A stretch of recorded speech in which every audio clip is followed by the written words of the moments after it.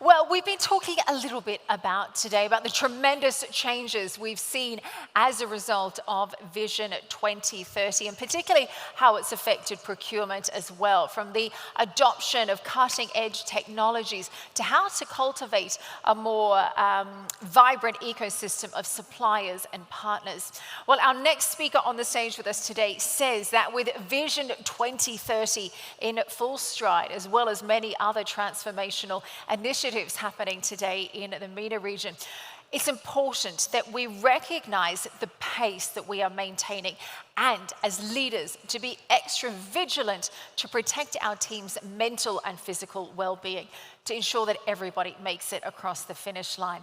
Hugh Lawson is the principal of Lawson Leadership Advisory. He has spent more than 20 years working for huge organizations with massive global footprints, and he's successfully led revenue growth teams through a number of challenging times, whether it's acquisitions, organizational restructuring, systems conversions, economic recessions, and of course, not to forget the pandemic as well. Well, Hugh's going to be joining us in just a moment to explain why it's so important that during times of great transformation, agility, and huge workloads, that we also manage to create toolboxes of wellness, social support, and cultural affirmations to sustain our work and, most importantly, our mental and physical well-being. Let's give a very big welcome to Hugh Lawson. Thank you. Thank you very much. Test, test, test. Can everybody hear me okay?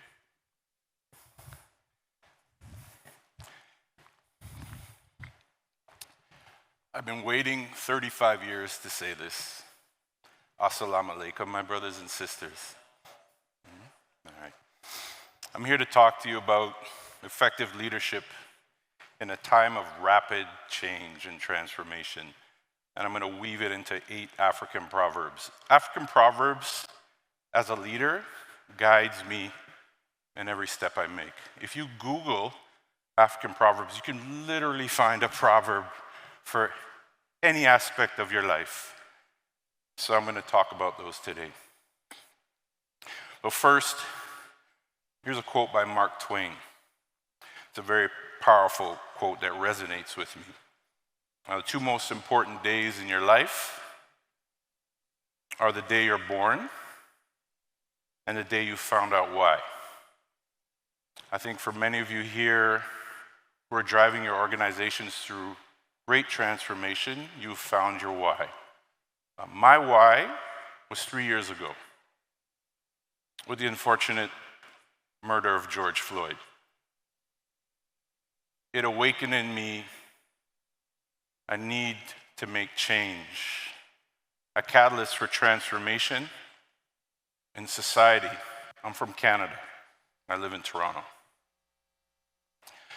It was then that I realized that I had to do something about it as a leader. I've always had a good run of success in the commercial space, but upon immediately seeing what happened and how it affected me and how it awoke in me long-standing pain and trauma that I experienced, it also made me realize that there's so much more at stake than just my job.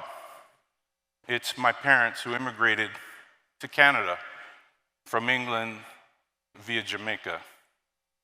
It was my father who had passed away 2 years prior, who, just as you see him guiding me by a beachside in a fisherman's village in Jamaica, he was with me there every step of the way. It's my family, growing up in Canada in the 1970s and 80s, but then also looking at there was a future generation that I needed to advocate and I needed to support and fight for to ensure that they get a seat at the table. So with that, I embraced the Japanese philosophy of ikigai. I always did work for community and for helping others, but I did it after hours. I did my job during the day, and then I did my civic duties off the side of a table after hours. But what I decided and what I saw in ikigai is that if I could find a profession where it was at the center of what you're good at, what the world needs, what you love, and what you can get paid for, then ultimately that could be how I could guide my life going forward and make change and make societal impact. So, as one of the leaders of one of the divisions in a multinational company, I exited and said goodbye to a whole lot of good people, just looking for my ikigai. And I got really busy. When you're in transformation mode, you lose track of time. You lose track of your energy levels. You're just focused on trying to leave a legacy and make change. So I got to it. Like a typical immigrant kid, just went to work, just like how my parents went to work, working multiple shifts. Started an organization supporting Black students and athletes who are no longer able to play but need to get in careers. Work with what we call resource groups in corporations so people could try to find their voices within their workplaces, just as I was trying to find my voice. I also advocated for new arrivals, professionals to Canada, mentoring them and helping them find gainful employment and not going through the barriers that my parents went through 60 years ago. Also did some board work with a local workforce development in one of the largest regions in Canada. And then I mentored youth after hours in a summer academy. And I wasn't finished there. I went back to my alma mater and supported students there as well. And I couldn't stop there. Work with other kids. I love working with the youth. And then I switched professions. I got out of the commercial space and decided to lead a revenue growth organization at one of Canada's largest private healthcare companies. I wanted to do work where if my team succeeded in meeting their goals, it would actually save lives. So I went to a completely new industry. And then on top of that, I started a leadership advisor at the same time. I went to work. It was my vision 2030, trying to make change in 3 pillars of society. But that leads us to the first proverb. A forest cannot be cut with a broken axe. I immediately started having anxiety attacks because of the levels of stress and the pace I was going at. My body and my mind shut down. Also experiencing bouts of doubt, imposter syndrome, just carrying that heavy load and just knowing what's at stake, it really had an impact. They say the mark of a great organization is how its employees feel on Sunday. And the organization that I worked for was a very toxic place. I sat in a dark room for hours on Sundays because I dreaded going to work on Monday. And I had to do something to fix that axe. Now the thing is, we don't see it coming because this proverb is pretty much what's driving us all in the room today. You know, Vision 2030, with the initiatives that you're doing in your respective regions and your respective organizations, you're making bold changes, you're making transformational changes, you're going at the speed of sound. We often don't give ourselves enough grace. And I'm here to tell you, the pace that you're all working at I'm in awe. There's no other place on the planet moving this fast. And because there's more at stake than just a commercial venture, you're changing society. So essentially, you are making a difference. And when we look at what's being awarded this evening, it's all weighty responsibilities that touches all aspects of an organization.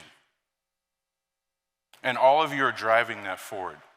But I'm here to tell you that driving it forward at this pace comes at a toll. It comes at a price. And we have to ask ourselves, as leaders, how do we protect our teams, protect our own well-being, so that we can make it to the finish line, so we can enjoy the spoils of this hard work? And in many cases, when you're driven by a why or a purpose or an ambitious goal, we lose sight of the fact of the effect that it's having on our own well-being. I don't know how many of you have been in a plane that was going up to altitude for the full flight. At some point in time, you have to level out, and the rattling and all the noise and all the forces have to stop. But that's not us.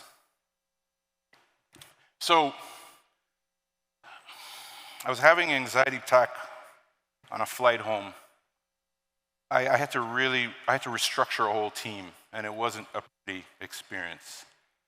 And I was having an anxiety attack thinking about it on the flight back to Toronto from out west. And I thought about my parents. I thought about my family. And it made me realize I have to do something about this before I'm in real trouble from a health standpoint. And in this day and age, we look at things and we attack it. We attack it like an enemy. We go to war on changing things, but in this day and age, the theater of war has changed. In many cases, the theater of war is within us, our mental well-being. And you cannot take on anything outside of you until you take on and deal with what's inside of you. Your weapons have changed.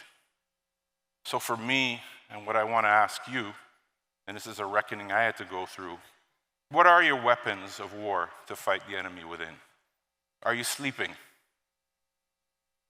Are you relaxing? Are you showing gratitude? Meditation? Prayer? How's your nutrition? How are your relationships? Who are you surrounded by? Are they affirming you? Are they supporting you? Are they giving you guidance? Are they picking you up when you feel weak? Are you exercising? For me, my background, I was once a professional football player.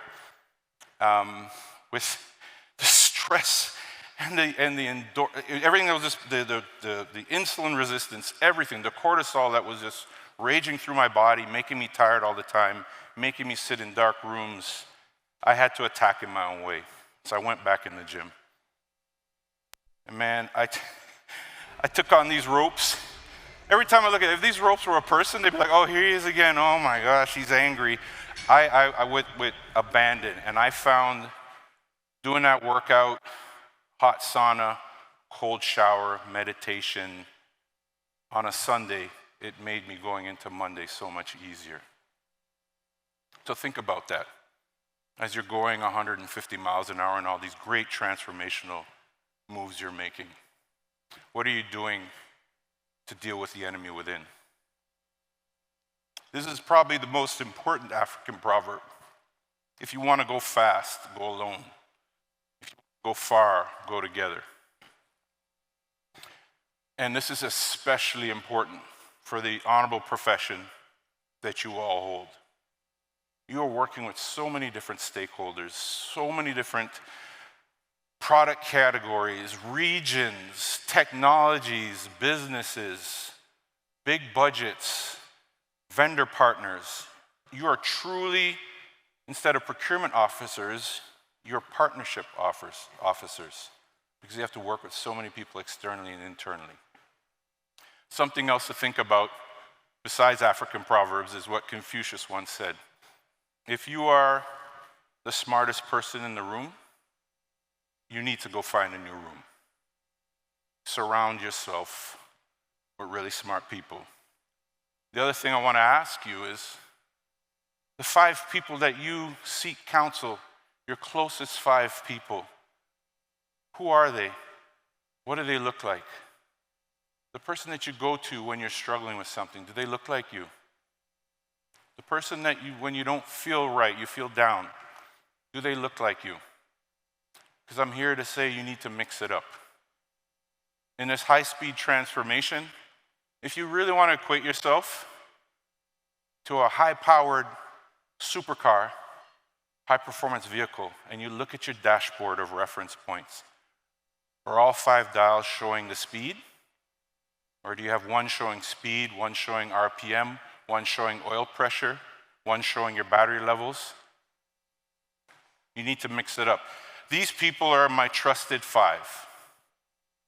And in this chapter where I'm in an entrepreneurial role, they are all with an entrepreneurial mindset, but they come from different walks of life, different genders, different ethnicities.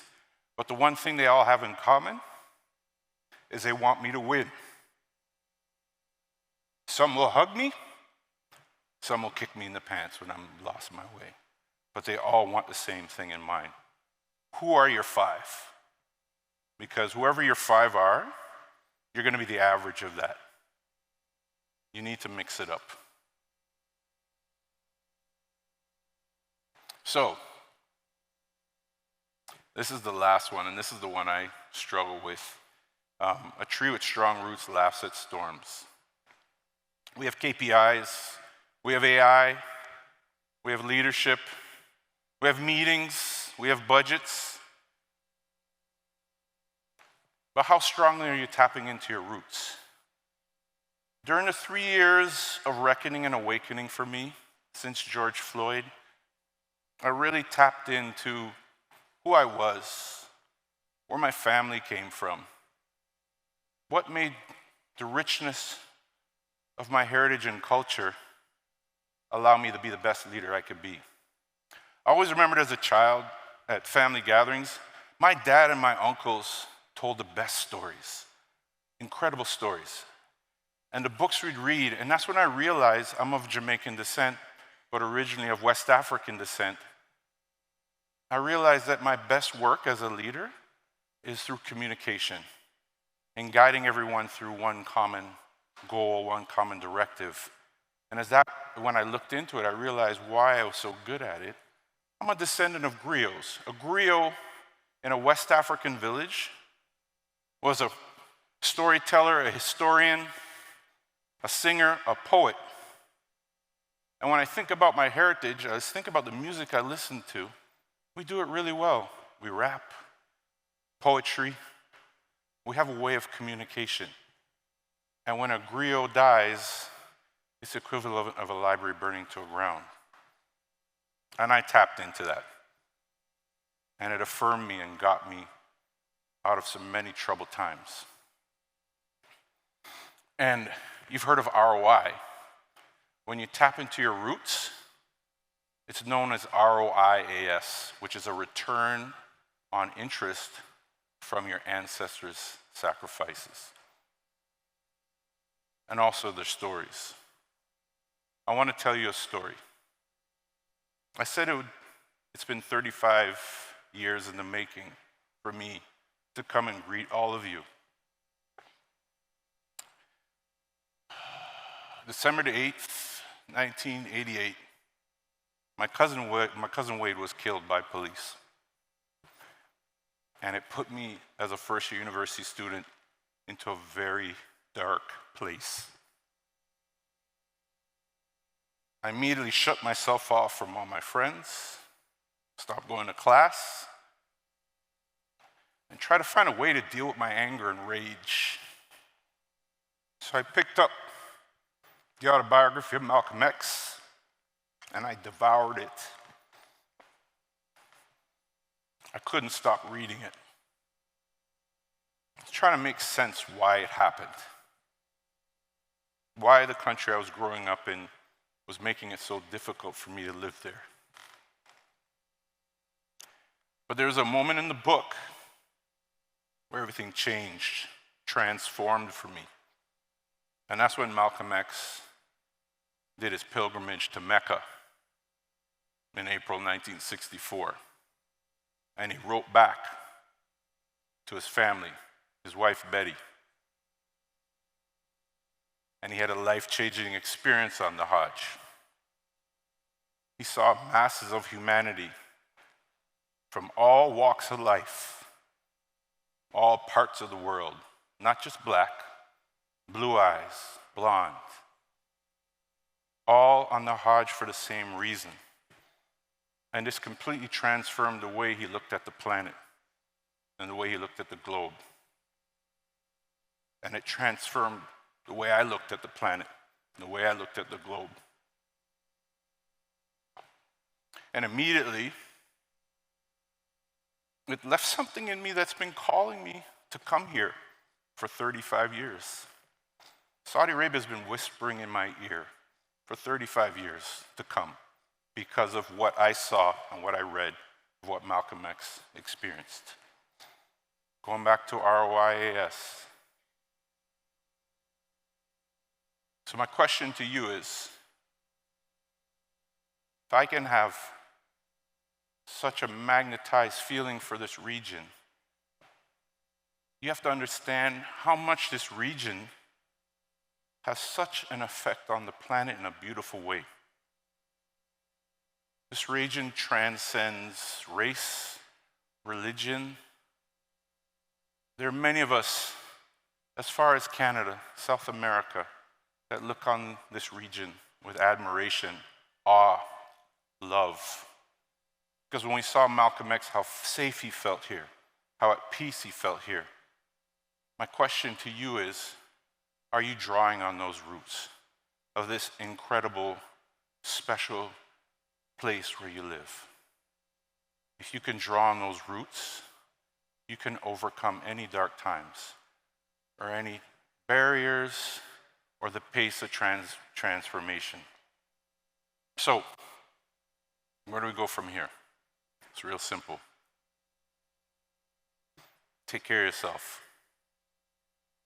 Know when to break. I was talking to him when we were preparing for this presentation, and he said, Hugh, everybody's moving fast, but I want you to communicate to them that it's okay to take a pit stop and get back out on the track. Take care of yourself. Give yourself grace, knowing that you're doing something that's so transformational and important, but also take pride in the fact that your work, your honorable professions, are going to serve generations to come and change society in an incredible way. And before you can take that on, take on what's inside of you that needs to be dealt with. And do it as a group. Don't do it alone. Right?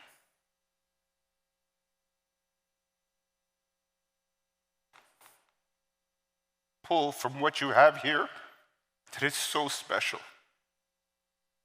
It's cosmic. I can tell you that myself. It drew me here.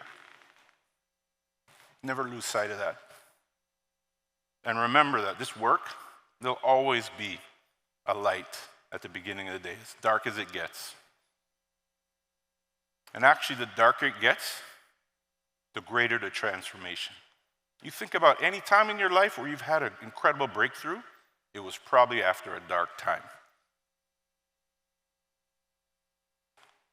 And what you're doing today, you'll benefit from tomorrow. Thank you for your time. Shukra.